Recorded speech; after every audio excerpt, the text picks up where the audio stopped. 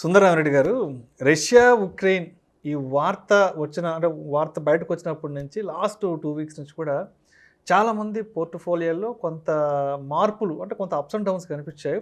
అయితే ఇవాళ గురువారం వారు స్టార్ట్ అయినాక చాలామంది పోర్ట్‌ఫోలియోలో గల్లంతయిపోయినాయంట సార్. నాకు చాలామంది కాల్ చేసి కూడా చెప్పారు.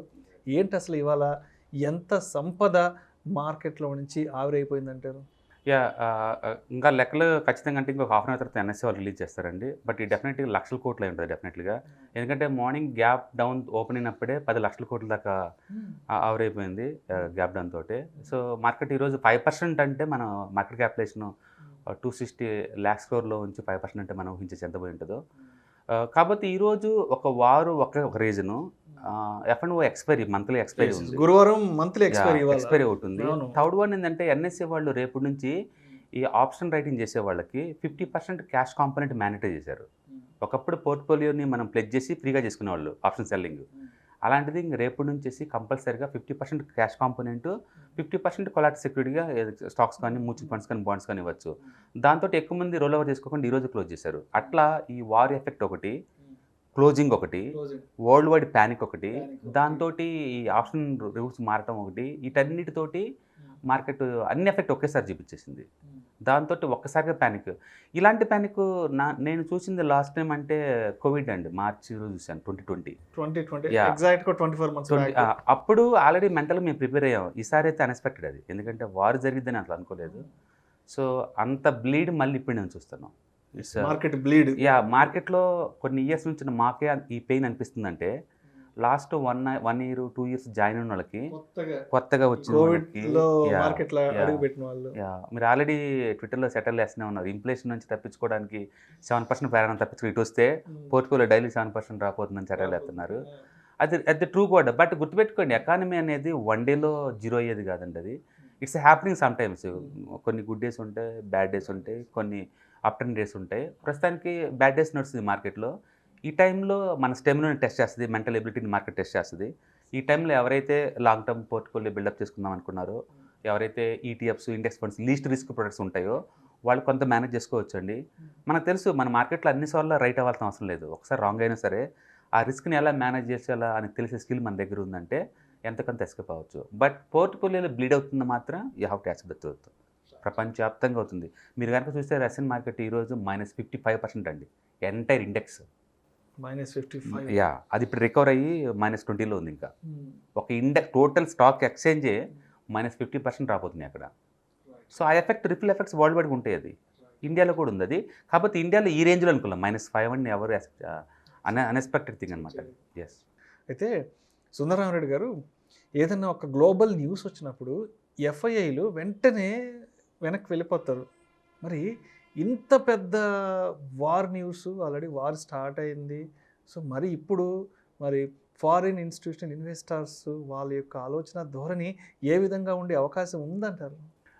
ఫ్రాంక్గా చెప్పాలంటే ఎఫ్ఐఐస్ డైలీ అమ్మే 5,000 crores 10,000 crores అనేది వాళ్ళ టోటల్ పోర్ట్ఫోలియోలో 0.1% కూడా ఉండదండి. చాలా చిన్న అమౌంట్ అది. ఎందుకంటే కంపెనీల్లో వాళ్ళ ఒక కంపెనీలో 30-40% ఉన్నాయి.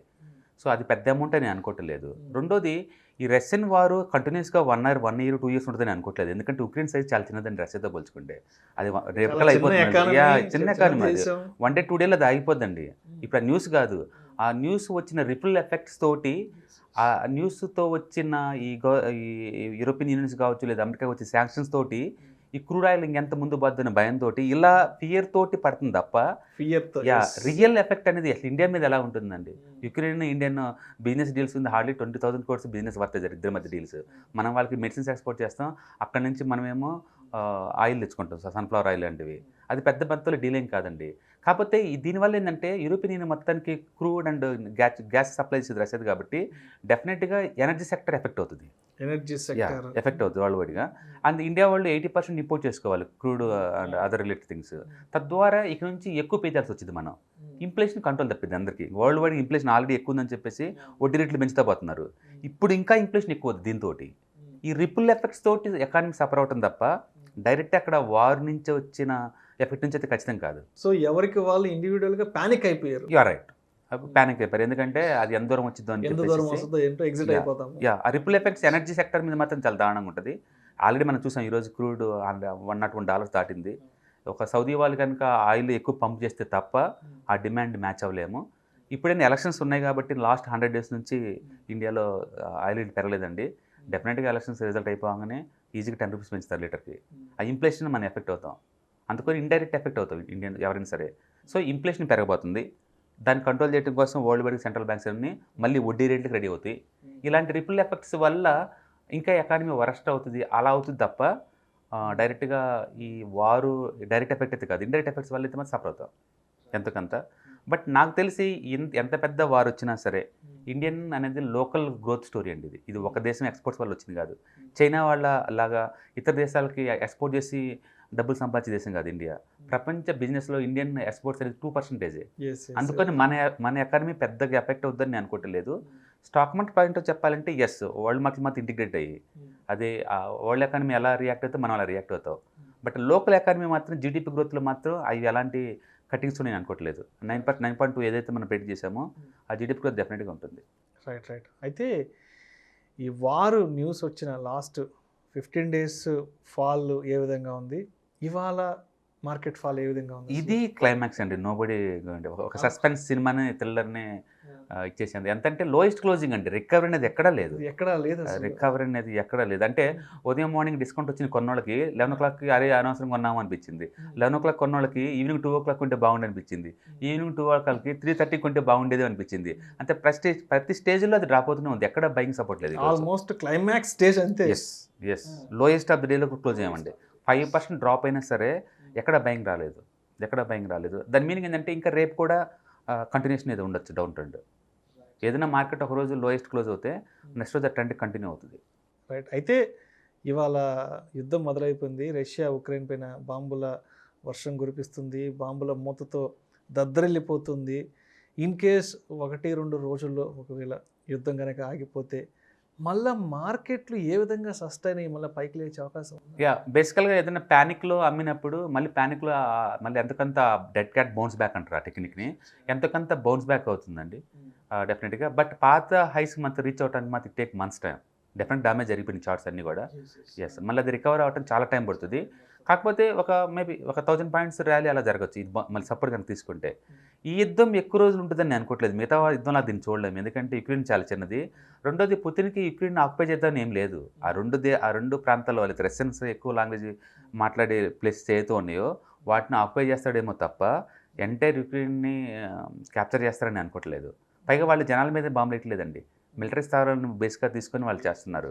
అందులో అది చిన్న దేశం. అది వారాల తరబడి, నెలల తరబడి యుద్ధం జరిగిద్దని నేను అనుకోను. మార్కెట్స్ భయపడుతుంది యాక్చువల్‌గా ఆ యుద్ధం వల్ల కాదండి. ఈ నాటో వాళ్ళు దాని మీద వేసే శాంక్షన్స్ ఎంత దూరం పోతాయో, వాటి వల్ల బిజినెస్ ఎఫెక్ట్ అవుతాయో అలా సైకలాజికల్‌గా ఫీల్ అవుతున్నారు తప్ప యుక్రెయిన్ అది చిన్న వార్ అవి. కాకపోతే ఈ మోడర్న్ ఏజ్‌లో రష్యా లాంటి పెద్ద కంట్రీస్ కూడా ప్రపంచం మాట వినకుండా సొంతంగా ఇంకో దేశం మీదకి దాడి చేయటం అంటే మీనింగ్ ఏంటంటే ముందు రోజుల్లో ఇది ఒక ఇన్స్పిరేషన్‌లాగా మారి ఇంకో దేశం మీద కూడా వెళ్తాయి ఎవరి మాట వినకుండా. అది చాలా దూరం వెళ్తాయి. ఇప్పటిదాకా కట్టుబాట్లు పెట్టుకున్న ఈ రూల్స్ అన్నీ బ్రేక్ చేసుకొని ఏదైనా జరగచ్చు. రేపొద్దున చైనా వాళ్ళు తైవాన్ మీద దానికి వస్తారు. చైనా వాళ్ళు ఇలాంటి బేస్ కదుకొని నో సర్ప్రైజ్. సో అట్లా ఫ్యూచర్‌లో ఇలాంటి వాటికి ఐడియాస్‌కి జనరేషన్‌కి ఇలాంటి యూజ్ అవుతుంది. బట్ ఏదైనా సరే స్టాక్ మార్కెట్ పర్స్పెక్టివ్ చెప్పాలంటే one of the worst day అండి ఆఫ్టర్ కరోనా. మార్చి మంత్ తర్వాత అలాంటి వరస్ట్ డే. అంటే చార్ట్స్ అన్నీ బ్రేక్ డౌన్ అయినాయి. Most of the stocks 52 weeks లో టచ్ అవుతున్నాయి. అంటే 200 మూవింగ్ యావరేజ్ డౌన్లో ఉన్నాయి.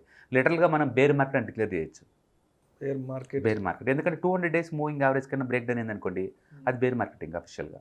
సో అందరి పోర్ట్ఫోలియోస్ ఇవాళ most bleeding. Yes, it's literally bleeding. మనకి అక్కడ ట్విట్టర్లో చూసారంటే మీరు చూసారు కదా 4 crore 3 crore 2 crore అది మామూలు విషయం అయిపోయింది అది. Right. Thank you sir. Thank you so much Sundara Ramireddy గారు. ఇవాళ రష్యా ఉక్రెయిన్ ఈ యుద్ధ వాతావరణంలో మరి ఇన్వెస్టర్స్ యొక్క పోర్ట్ఫోలియోస్ ఎంత మొత్తంలో గల్లంతైనవి అనే అంశం గురించి మీ విశ్లేషణ చాలా చక్కగా అందించారు. Thank you so much sir.